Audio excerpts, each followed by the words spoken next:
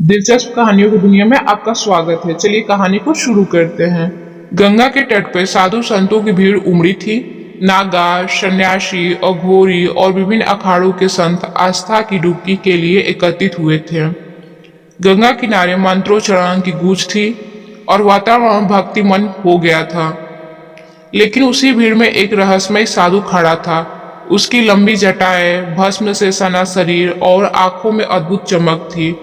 वह भीड़ से अलग दिखता था। किसी ने उससे पहले कभी नहीं देखा था। उसके पास कोई साथी भी नहीं था।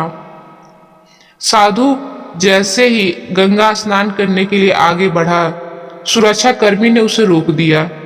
बाबा, आपको अभी नहीं जाने दिया जा सकता। व्यवस्था बनी रहे, इसलिए थोड़ी देर रुके, एक पुलिसकर्मी ने कहा।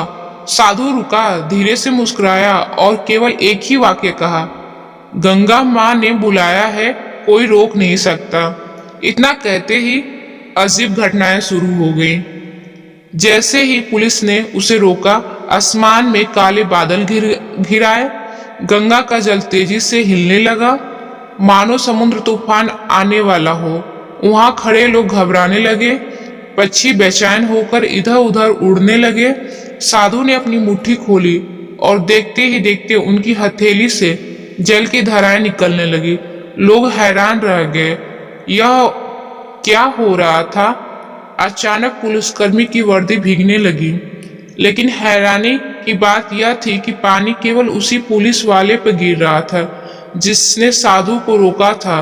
बाकी सभी सूखे खड़े थे। भीड़ में किसी ने चिल्लाया, यह कोई साधारण बाबा नहीं है, स्वयं महादेव के दूत हैं। पुलिसकर्मी घबरा के पीछे हट गया। जैसे उसने साधु को स्नान की अनुमति दी, बादल हट गए, गंगा का जल स्थिर हो गया और हवाएं फिर से शांत हो गईं। साधु ने गंगा में डुबकी लगाई और जब वह बाहर निकला तो उसके चेहरे पर दिव्य तेज था। वह भीड़ की ओर देखता, मुस्कुराया और बोला, जो गंगा को रोकता है वह महादेव को रोकने का प्रयास करता है, लेकिन महादेव का वो कोई नहीं रोक सकता। इतना कहकर वह साधु भीड़ में कहीं गायब हो गया। लोग एक दूसरे से देखते रह गए। वह कौन था? कोई संत, कोई सिद्ध महापुरुष या स्वयं महादेव का रूप है? उस दिन जो भी वहां मौजूद था, उसने जीवन भर के लिए यह रहस्य अपने दिल में बसा लिया।